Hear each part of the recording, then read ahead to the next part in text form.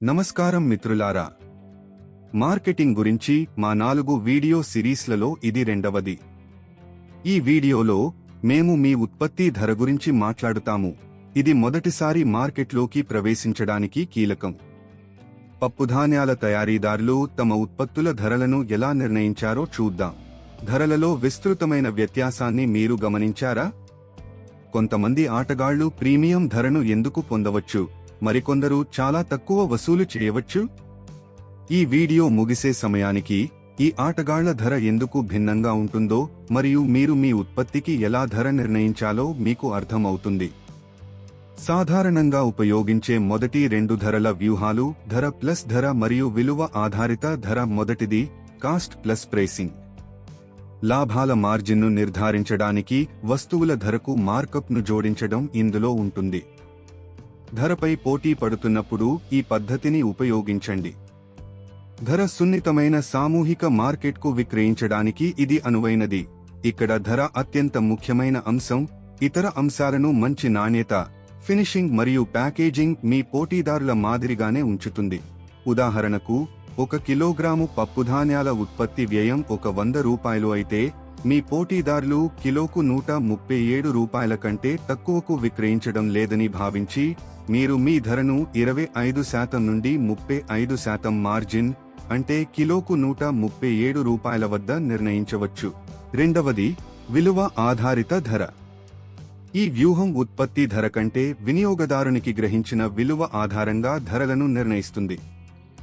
ధర, మంచి నాణ్యత, ఫినిషింగ్ మరియు ప్యాకేజింగ్ కాకుండా ఇతర కారకాలపై పోటీ పడుతున్నప్పుడు ఈ పద్ధతిని ఉపయోగించండి. ధర కంటే నాణ్యత మరియు ప్యాకేజింగ్ ముఖ్యమైన మధ్య నుండి అధిక ఆదాయ మార్కెట్లకు ఇది అనువైనది.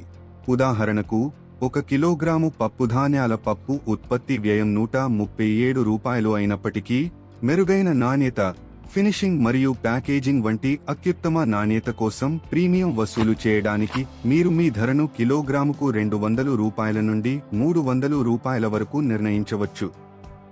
ఇవి కాకుండా మీరు ఇతర వ్యూహాలను కూడా పరిగణించవచ్చు. ప్రారంభంలో వినియోగదారులను ఆకర్షించడానికి మరియు మార్కెట్ వాటాను పొందడానికి తక్కువ ధరలను నిర్ణయించడం, తరువాత క్రమంగా ధరను పెంచడం.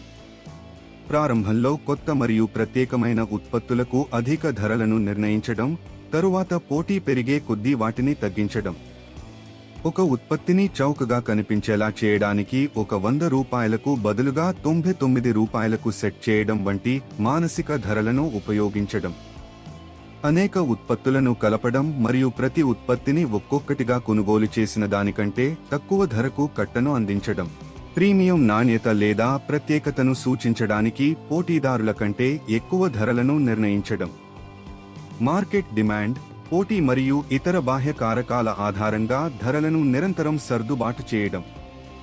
తరువాత మీ మొదటి నమూనాను సిద్ధం చేసుకోండి మరియు మీ సంభావ్య వినియోగదారులను వారు మీ ఉత్పత్తికి ఎంత చెల్లించడానికి సిద్ధంగా ఉన్నారో అడగండి.